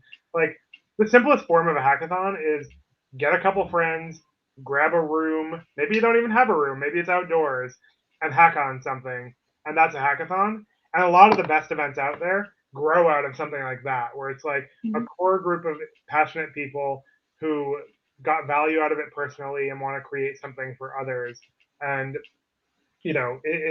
Mary's right; it's totally doable, but like, don't overthink it. Like, all you need is a couple other people who are as excited about it as you are, and it can grow from there. I do just want to say that I thought about it and I have planned some hackathons. I just couldn't remember, but you're right. It's late. But yes, I like the one from Malta, the Malta Blockchain Hackathon. I was an organizer. Exactly. Did it. See? Sorry. Cool. Do we have other questions from the chat here? We have a little bit of time left. We're happy to talk about anything related to working at MLH, what we do on a day-to-day basis. Really, anything you want to know. You could ask about Swift's hair care routine. Good question from MLH to MLH. Does MLH have an office? Technically, we do in New York. It is currently not occupied for multiple reasons, partially due to COVID and partially because it's under construction. But we're actually a fairly remote team these days. So we have hubs in New York, Seattle, London, and I want to say Bangalore. And basically, our policy is whenever we have like a critical mass of people in a city, we can kind of set up shop there and start hiring there more. And those are the main places that we have folks these days. So yeah, and having an office was pretty great too. We had a lot of visitors, a lot of hackers who used to come by, and hopefully we'll get back to that one day. And Nick would like to know, why is Seattle office the best office? Well, the Seattle office is Nick's apartment. And so it has a lot of really nice amenities. They have a refrigerator, they have a stove, they have couches, they now have a dog. A It's view of the great. lake. Yeah, nice lake. Kayaks. A bald eagle's nest on the roof. Mhm. Okay. On to a more serious question. What was your most difficult day at work? Tough one. There have been many. Yeah, I mean, again, it's hard for me to like recall a like truly terrible day out of like the past 4 years, but I kind of think, I mean, my worst moments are generally when I have like a bad sales call. Whether that's just, I mean, I think this is like a really common topic to the point where it's like, okay, everybody stop talking about it, but imposter syndrome, everybody has it.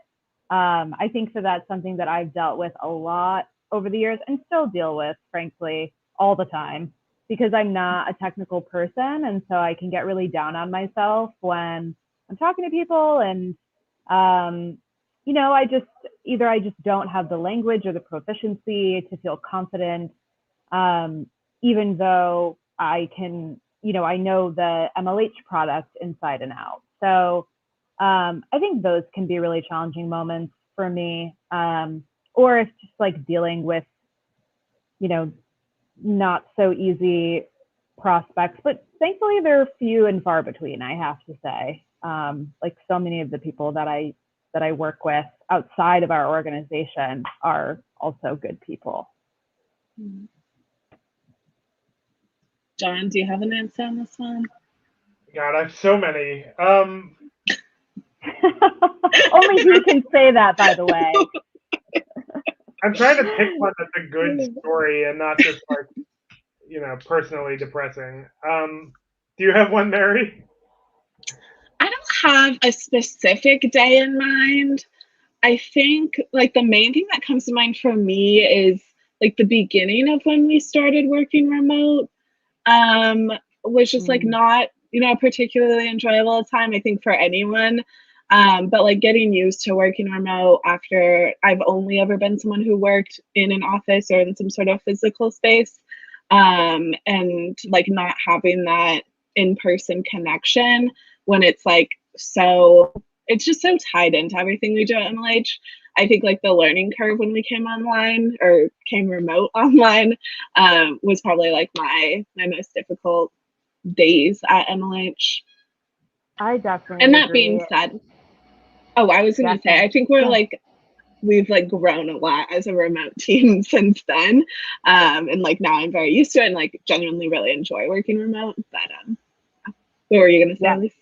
Oh yeah, I just totally agree. And I feel like I blacked out like that whole time, or blocked out. But I mean 2020 was incredibly difficult. Like there were and like not necessarily because of anything that was going on at work, but it was just that we were, living through really dark times at like while we were at work, and having to like the show must go on, like you got to still, get your job done at the end of the day. And like, even though I think that we were all so good to each other during that time and considerate of, what everybody was going through and gave each other space to grieve and process and all that stuff. Like, it was still really challenging.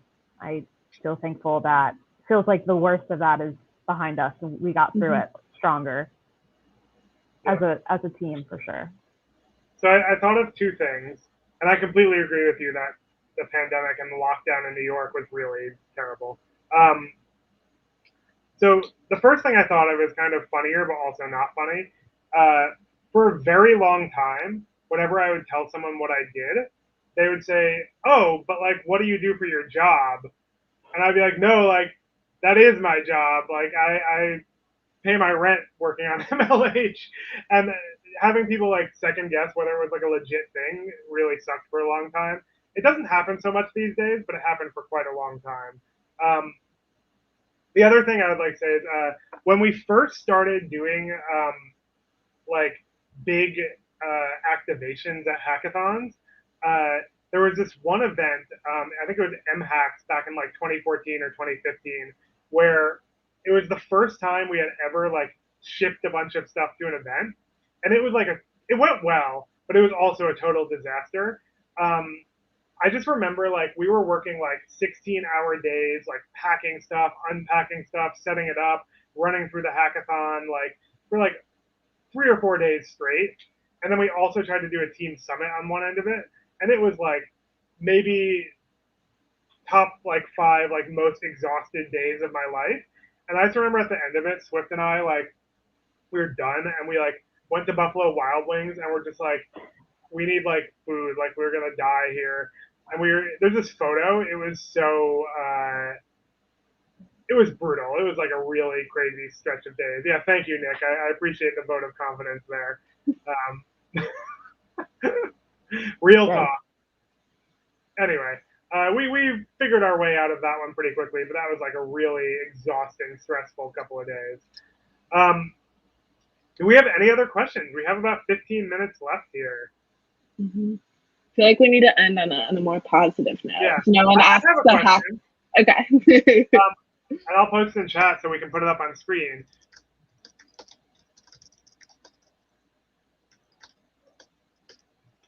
Okay. What is the coolest hackathon project you've ever seen while working at MLH?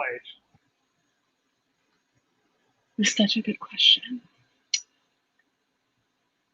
John, I feel like you already have your answer since you asked. Oh, I have a couple of good answers. I need to think. Yeah, I need to think too. You're putting me on the spot. Do you want me to talk while you think? Yeah. Okay. So the first one, I was at this event. I don't remember what event. I think it may have been Hack Harvard. And I was walking around the demos, and one of the judges came over to me and was like, "Holy crap, man, you should check out this hack." And he walked me over to it, and it was this like app that simulated color blindness. And then so I like put it on. It was like a VR thing, and I looked through it, and I was like, "Okay, like fine, like whatever. It simulates color blindness." He was like, "No, I just learned I'm colorblind from this app." I was like, "Oh no, that's crazy," but also kind of proved the point. So that was pretty wild. The other one was, and this is one of my favorite stories, which I think Elise and Mary have heard 1,000 times. I was at Brick Hack up at RIT, and I saw one of our most prolific hackers there who I knew from a long string of events, this guy Ben. And he wouldn't tell me what he was working on all weekend. And I didn't really see him around much, but it was one of his last hackathons, so I thought it was going to be really impressive. And when I showed up for the demos, I went over to his like demo table, and he didn't have anything on it. It was just like an empty table with nothing there and like the number for judging. And he was like, "Come with me, I'll show you my hack." And we walk outside, and it's like the middle of winter in upstate New York. And he walks me over to his like really beat up like hand-me-down car he had in college, and opens the door, and he's like, "Get in." I was like, "Okay, like I'll get into your car, Ben, like whatever." And I sit in the car and close the door, and it starts driving. And I was like, "Oh my God, I'm going to die at a hackathon." And I look around, and I realize that he's like duct taped up the steering wheel with all these 3D printed gears, and he had a sunroof, and there was like a laptop duct taped up on the roof with all these wires coming down to the steering wheel. And he had written like this really janky OpenCV app that was like driving the car around the parking lot with me in it. So he had built like a homemade self-driving car, and that was like insane. I've never seen anything like that. I would never ride in that again if I saw it again, but it was really cool. I'm so glad you lived to tell us the story now. That's amazing. I thought of mine, but I'm gonna interpret the question differently. And I'm gonna say my favorite hackathon project I've ever seen, which I definitely know the answer to. And mine was at Technica in 2019. I was like walking around, going to demos, and I walk up to the next table to judge, and it's a group of 4th graders. who were there with like one of their moms, and they had built a game in Scratch, and they were like so proud of it, and I got to play the game, and they were like so excited about programming after they, you know, had attended Technica that weekend.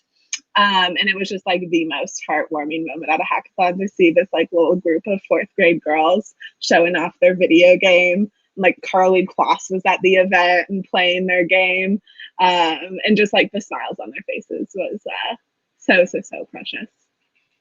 That's very sweet. Trying to think. I mean, I usually hear about hackathon projects. I don't get to see them firsthand. But I think that the one that was like that's coming to mind that was so impressive was the like teddy bear that you could hug, and like somebody else had, like, you would give the teddy bear like to your loved one, and then like if you like hugged it, like it would like hug the other person like back. And I think that community member, like, I think that got like picked up, like somebody like bought that technology. Yeah, that was Zyla, who's a very prolific hackathoner. Yeah, Zyla, that's her name, right? Yeah. Super cool. Yeah, that was Very good. cool. She did a lot of really cool projects. I'm sure. Awesome. We probably have time left for 1 or 2 more questions. Feel free to post them in chat. Anything people are wondering. Hi. Good to see you too, Connor. Hi. Hi. I don't know if we've met before, but that's cool. Looking forward to being at the Bangalore office someday. Me too. Let's see. What else do we got here in chat?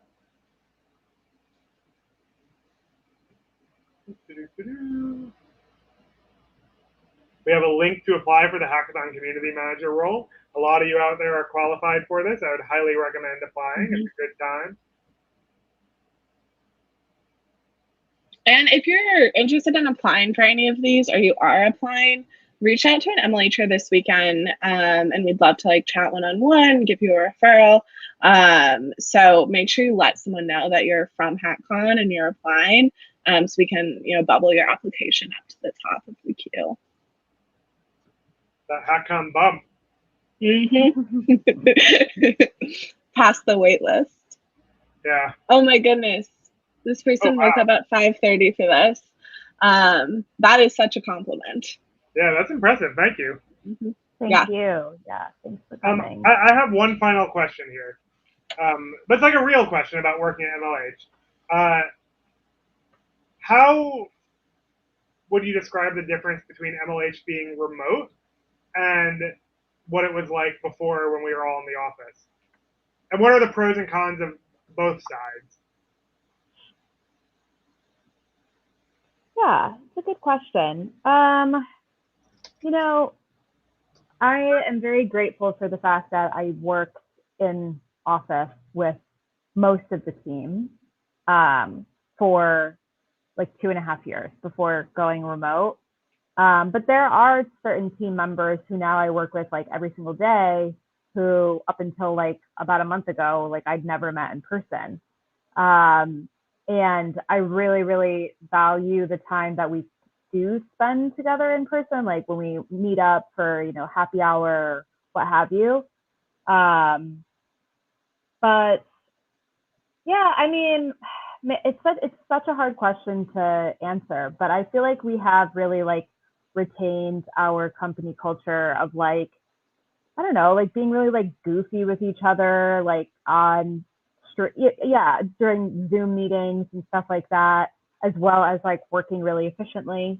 I definitely don't think that any efficiency has been lost. I think that we definitely took time to figure out how we worked best in a remote environment, by, you know, testing out different things. Like there was, you know, last August we had Mondays off as like mental health Mondays, and then we switched over to no meetings Mondays, and like I love no meetings Mondays. That's been one of my favorite implementations of remote work at MLH. And I mean, I would say that like ideally for me, I would like to go back at some point. and have maybe the like hybrid model that we've spoken about, where it's like some remote, some in person. But I do like to see my coworkers and have kind of that like cozy office environment where we can like hang out and have lunch and like sit on the couch together. Mm-hmm. Yeah, I think Elise said it really well. I felt very similarly. I definitely, when we first went remote, I was like convinced I hated remote work. And then I realized I didn't like being in a global pandemic, and that was a lot more of it than was working remote. And you know, now that at least where I'm at in the world, things are a bit more relaxed, I realize I enjoy remote work so much more because I'm seeing people outside of work in my life. So that was a really good thing someone pointed out to me early on, that like you can't judge remote work based on what it was like in a pandemic, because that's not, you know, what it's like forever. But I think our team like very much still has the like goofiness and silliness that we have in person. I really enjoy our No Meeting Mondays and having time to really focus on stuff on my own. That's been really, really helpful for me and just, you know, being a more productive person. John, do you have anything else you want to add? I didn't think about this when I asked it. I think I miss the social aspects of the office. But I actually think in a lot of ways, like, we've gotten better at communicating now that everyone is remote, because everyone's on like the same playing field, and I think that helps a lot, especially for people who were remote previously when everyone else was in office. I also do quite like not having to commute and getting to hang out at home with my dog all day. That's kind of cool. So maybe I'll get to hang out at the office with Nori one day. I don't know.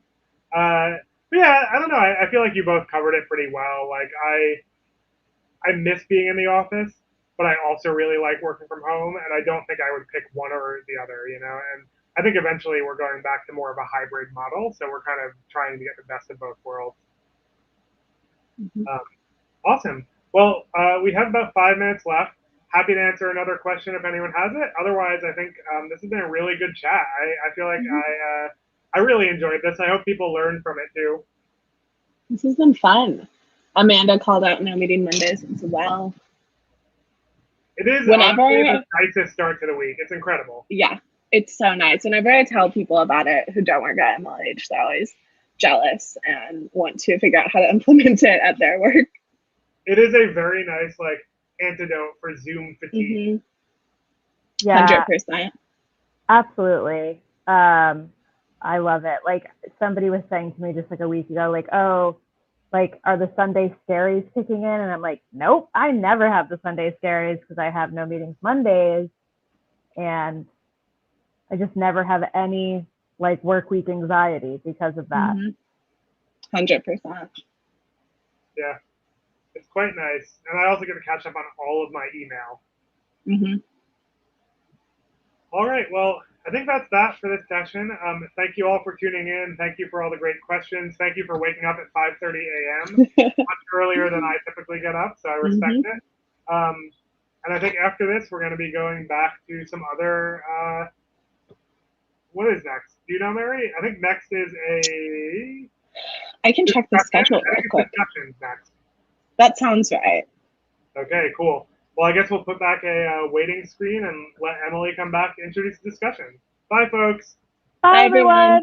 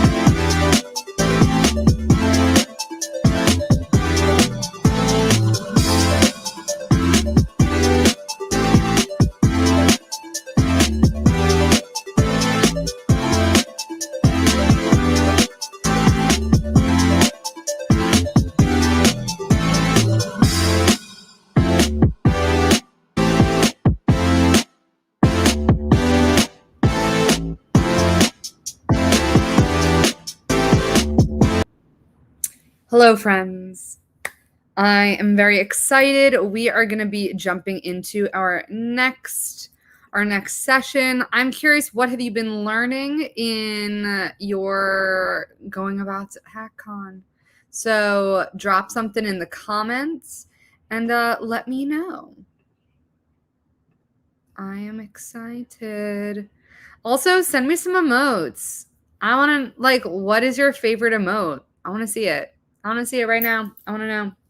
Hot take. Let's see it. What's your favorite emote? Drop it in the chat.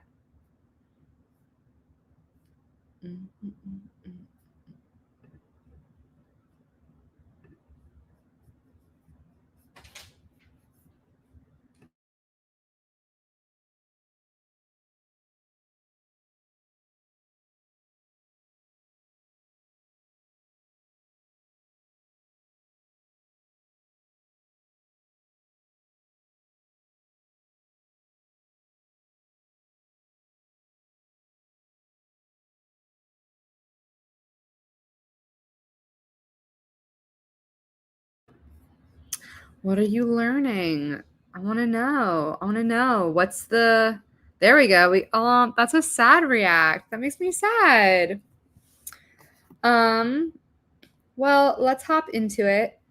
I am very excited to get us into our next session. So we're going to be doing a discussion guide. And we're going to be doing 2 really awesome discussions happening. So next we have 2. One is going to be minority inclusion and support within the hacker community, which is run by Genevieve and Rosalind Chin.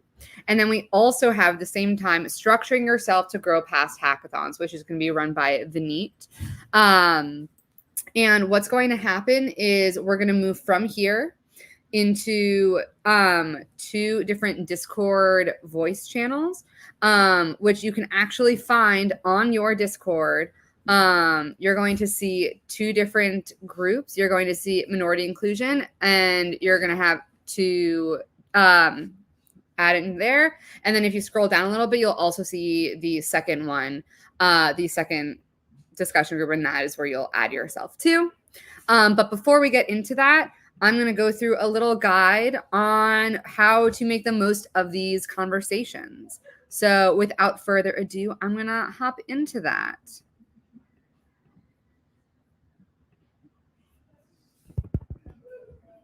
Awesome. Let me present.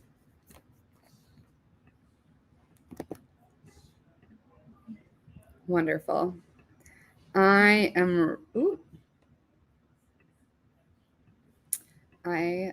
Let me see.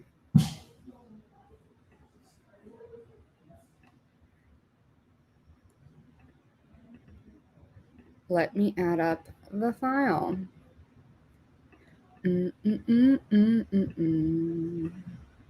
Here we go. Awesome. So let's talk about Hackcon discussions.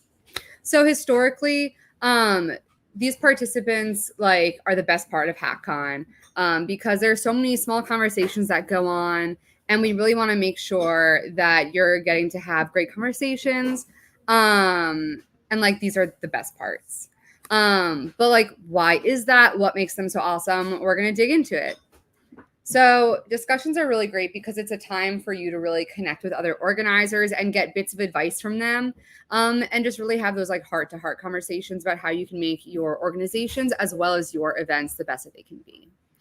Like I said, you're connecting on a deeper level, you're having these talks, and that makes a really special time where you can come together with your peers and learn what they're doing and what they're learning and how you can incorporate that into your own kind of events.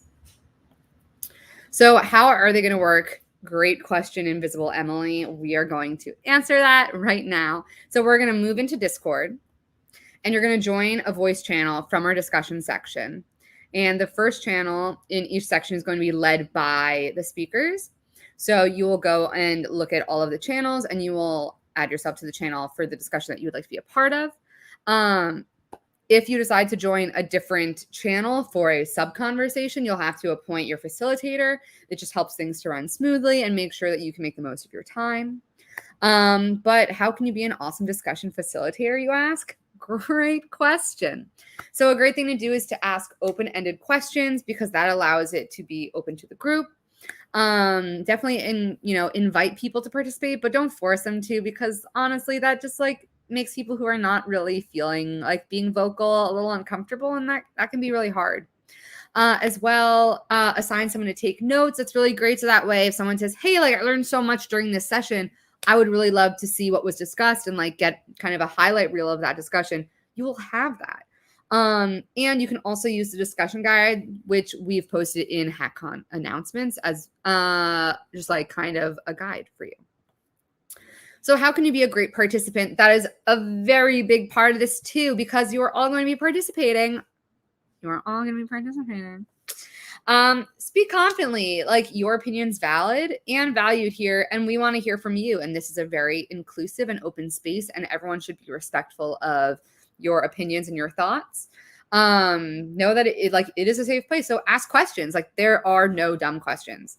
Ask what you want, because if we don't ask, we can't learn, and then we can't do better. And then if your idea is stated by someone else, like you don't have to say anything if you don't want to. You can also just listen and participate by being present. So if you're not interested in any of these discussions, you can also head to unconference discussions and start your own conversation. And like I said, you will definitely want to appoint a discussion leader for that. So with that being said, let's hop on over to Discord and let's get these started. I'm very excited. And I'm going to leave it to our speakers to take it away. Awesome.